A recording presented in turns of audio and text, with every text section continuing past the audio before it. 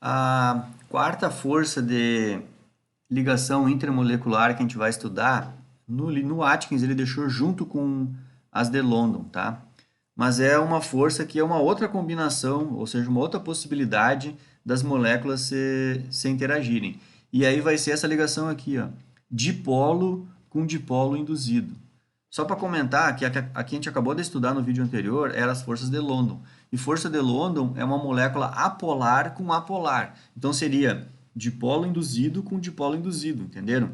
E agora aqui mudou. A gente tem uma molécula dipolo, ou seja, ela é polar, se ligando com uma molécula que é apolar. Por isso que o nome, que eu sempre digo que é o resumo da coisa, né, é uma ligação dipolo com dipolo induzido, tá?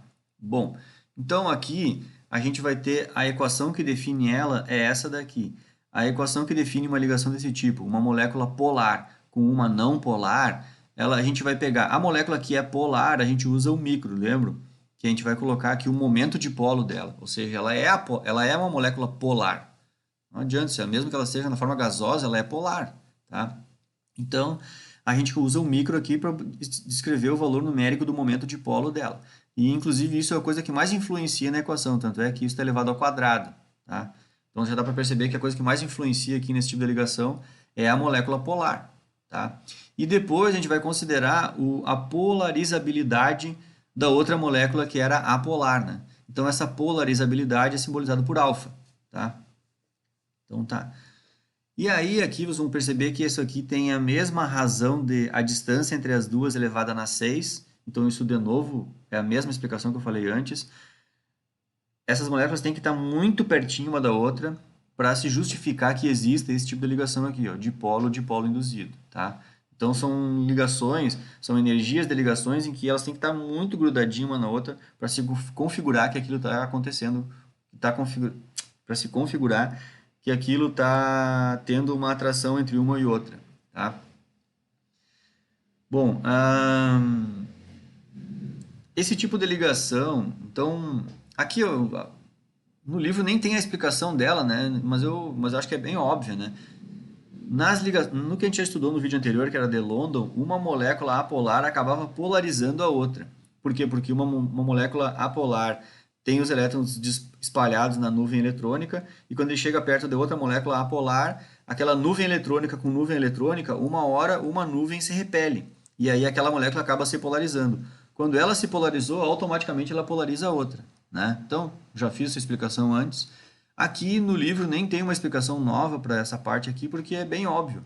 Uma delas já é polar. Então, se tu largar uma molécula polar vizinha com outras que são apolar, a molécula polar já sai polarizando todas as outras, né? Porque todas as outras vão se organizar perto dessa molécula polar, se polarizando entre elas também, tá? Então, o que que tem de interessante aqui nessa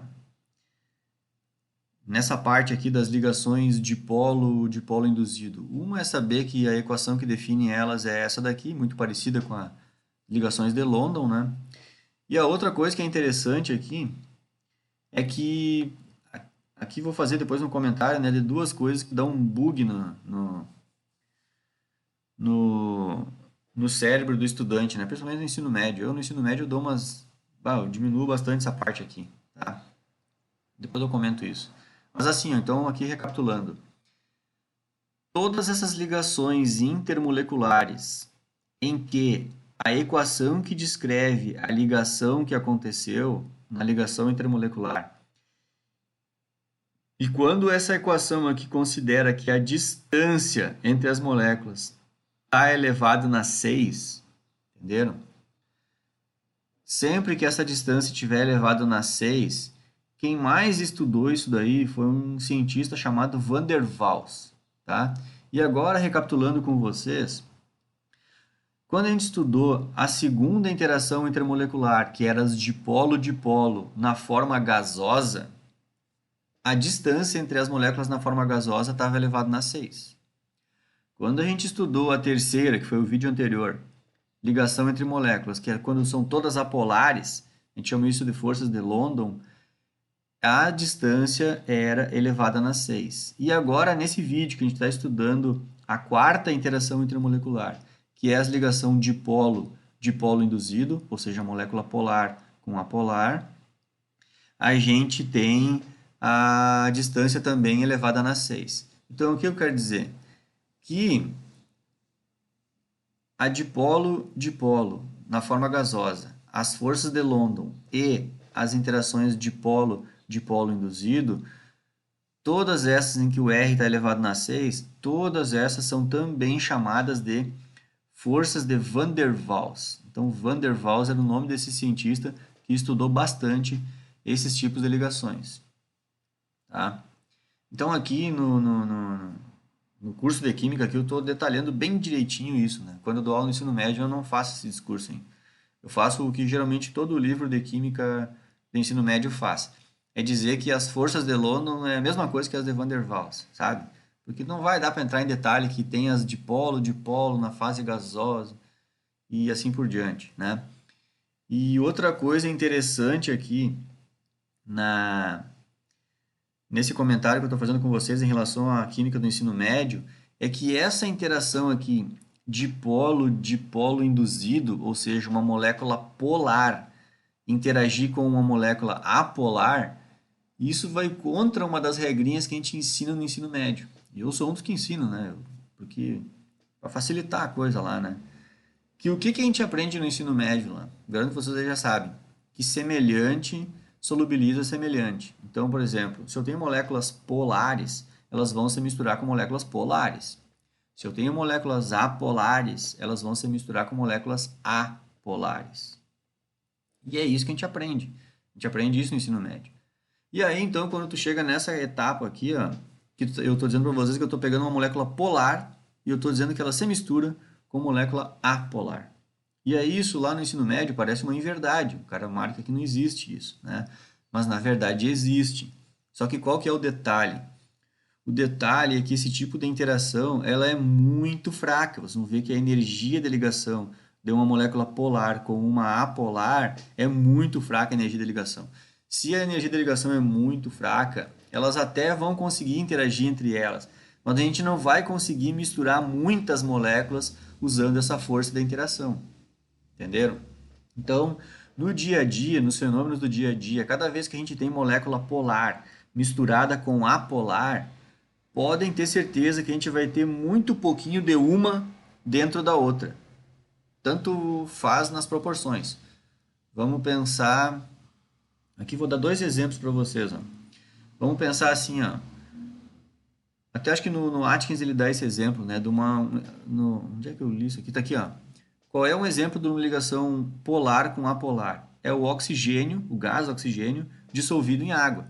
Por quê? Porque o oxigênio é totalmente apolar, o gás oxigênio. E a água é bastante polar.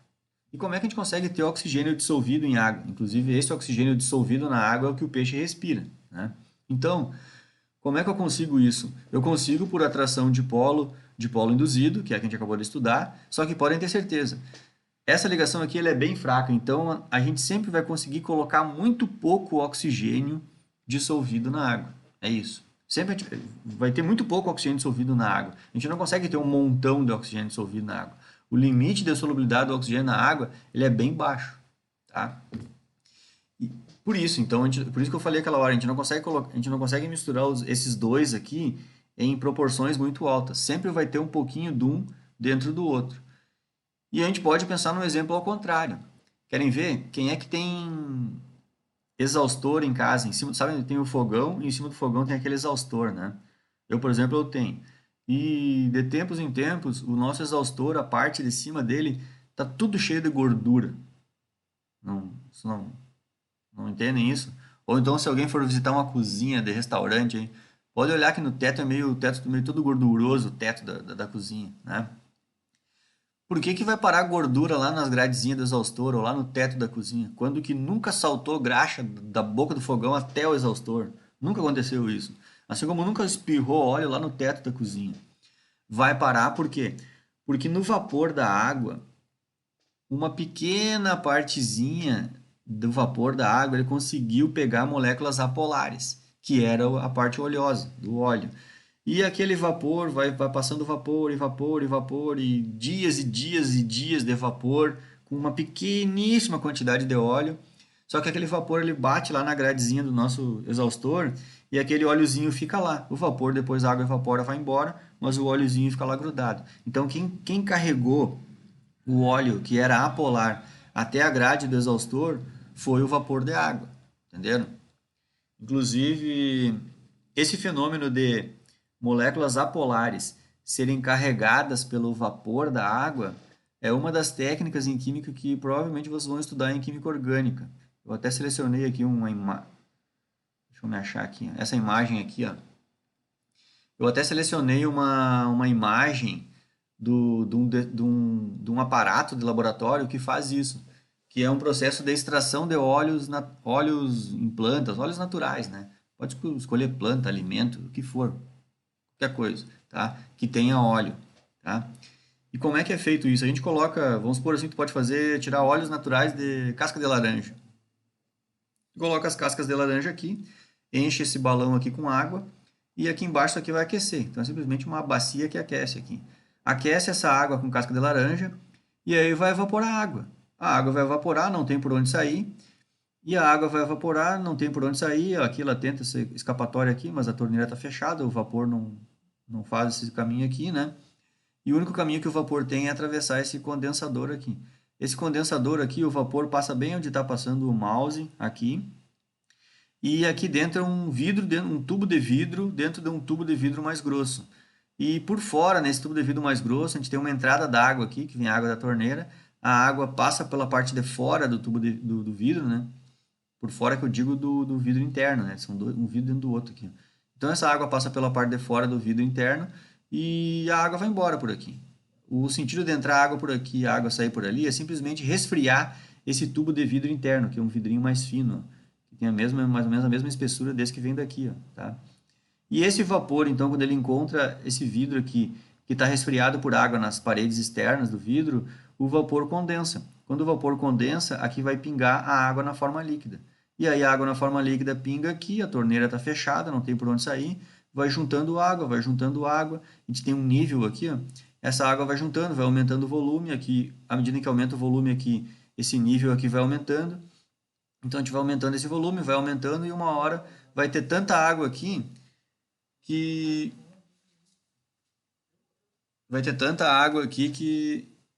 que esse volume aqui vai transbordar e a água vai voltar para cá e isso aqui segue acontecendo infinitamente, tá? Bom, vocês já viram que a água consegue solubilizar, a água é polar, mas ela consegue solubilizar uma pequena quantidade de moléculas apolares. Então todos aqueles óleos essenciais que estavam na casca da laranja, aquelas moléculas apolares, elas vão se misturar um pouquinho no vapor da água. E quando elas se misturarem um pouquinho, quando esse líquido de vapor de água condensar com as moléculas que são óleos, a tendência depois de a gente ter uma quantidade muito grande de óleo misturado com a água é que esses óleos vão se ligar por forças de London, que é o que a gente estudou na de antes, né? E aí a gente vai ter então uma água saturada de moléculas apolares, só que chegou a um ponto saturar, quer dizer que é o limite máximo, que a gente consegue solubilizar a molécula apolar naquela água. E depois disso, cada excesso de óleo que venha entrar em contato com essa água saturada de óleo, o óleo não se mistura mais com a água. Então o que a gente vai começar a observar é que esse óleo ele é menos denso, vai começar a formar uma fase aqui em cima, uma fase oleosa. E aqui embaixo a gente vai ter uma água com uma cor meia turva, assim, que é um pouquinho de nada de óleo que se misturou nessa água, tá? E aqui em cima a gente tem só o óleo da planta. E aí então a gente faz isso, a gente deixa esse negócio funcionando durante horas, 5, 10, 12 horas, isso aqui funcionando, e a gente consegue retirar uma quantidadezinha bem pequena de óleo extraído da casca da laranja, por exemplo, né? E aí depois para a gente retirar esse óleo aqui, o que a gente faz? A gente abre a torneirinha, recolhe essa fase aquosa num frasco separado, mas a fase aquosa é só uma água saturada de óleo, e depois recolhe o óleozinho, a essênciazinha de óleo, que é o óleo da casca da laranja. E, inclusive, é bem interessante essa parte aquosa aqui, porque é uma parte onde está saturada do óleo, e esses óleos são bem aromáticos, são moléculas que evaporam muito fácil. Então, normalmente esses extratos de plantas, de folhas, de flores, essa parte aquosa aqui, saturada de óleo, ela é usada como perfume, como fragrância, né? E depois o extrato, o óleo concentradozinho ali também, ele é usado, porque aqui o óleo vai trazer todos os aromáticos de forma bem concentrada. E essa fase aquosa aqui já menos, né? Então eu quero mostrar para vocês aqui que o nome dessa vidraria aqui, desse aparato aqui é chamado Clevenger. Ele é um extrator, então, que se baseia simplesmente no arrasto de vapor, ou seja, quando os vapores se formam e carregam moléculas apolares, nós estamos nessa parte aqui do livro, ó, interações dipolo, que é a vapor, a água, e o dipolo induzido, que era o óleo que saiu da planta. E depois, quando essa extração condensa e fica nessa parte aqui, quando chegar um excesso de moléculas apolares misturada com água, as moléculas apolares vão começar a interagir só entre elas. E aí a gente tem aquela força de ligação anterior, que é a de London, que é dipolo, que é essa daqui, ó. As forças de London, que é dipolo induzido com dipolo induzido, né? Entenderam? Bom, acho que é isso, então. Acho que para finalizar bem aqui, eu sempre volto, né? Hoje, agora nesse vídeo aqui, no outro eu não voltei, mas nesse vídeo aqui eu vou voltar. Vamos voltar então aqui naquela tabelinha lá do início, que é bem interessante aquela tabelinha. Aqui, ó, tabela 5.1. A gente só não estudou a última aqui, né? Então aqui só para vocês terem uma ideia, aqui, vou dizer de novo, né, que colocaram aqui ó, a ligação íon-íon, isso aqui é uma ligação intramolecular, tá? Uma ligação iônica. Mas botaram aqui só para dar uma dimensão para a gente da grandeza da energia de ligação intramolecular, né, que é nas ligações iônicas. Então essa energia de ligação ela tem 250 kJ por mol, na média, tá? Depois a que a gente estudou, a primeira força de ligação intermolecular que a gente estudou foi essa aqui, a íon dipolo. E a grandeza dela era de 15 kJ por mol. Depois, a segunda força de ligação intermolar que a gente estudou foi a dipolo-dipolo. E a grandeza da ligação já é 2 kJ por mol. E quando o dipolo-dipolo estiver na forma gasosa, a força de ligação já cai para 0,3. Na média, né? 0, pouco aqui, tá? Inclusive, essa daqui é uma das que a distância das moléculas está elevada a 6, tá? Depois, no último vídeo que eu fiz, a gente estudou as ligações de London, que é aqui as ligações de London, tá? E essas ligações de London aqui, a distância de ligação também está dividida na 6. E a grandeza das ligações é 2 também, ó. É igualzinho a dipolo-dipolo quando está na... Aliás, as forças de ligação, a dispersão é 2, né? É quase igual às dipolo-dipolo, tá? Depois, agora nesse vídeo aqui, a gente está estudando a dipolo induzido. E vejam que também dá numa grandeza em torno de 2, tá? E a distância aqui é dividida nas 6, tá? Então, é essas três aqui que eu falei aquela hora, ó, dipolo e dipolo na forma gasosa, dipolo induzido e forças de London, essas três aqui são chamadas de forças de Van der Waals, entenderam? É isso que eu quis falar aquela hora ali. E aqui é bom, eu gosto dessa tabela para a gente ter uma noção da grandeza da força que dessas ligações que a gente está estudando. Elas são sempre muito mais fracas que as ligações intramoleculares, né, que formaram as moléculas, mas algumas são mais fortes que outras. Então dá para ver que a primeira que a gente estudou ela é bem forte. Essas últimas que a gente estudou, que é dipolo-dipolo, dipolo com dipolo induzido, ou só dipolo induzido, essas aí já são bem fraquinhas. E aqui a gente vai estudar no próximo vídeo, é a que é a mais forte de todas, certo? Então é isso.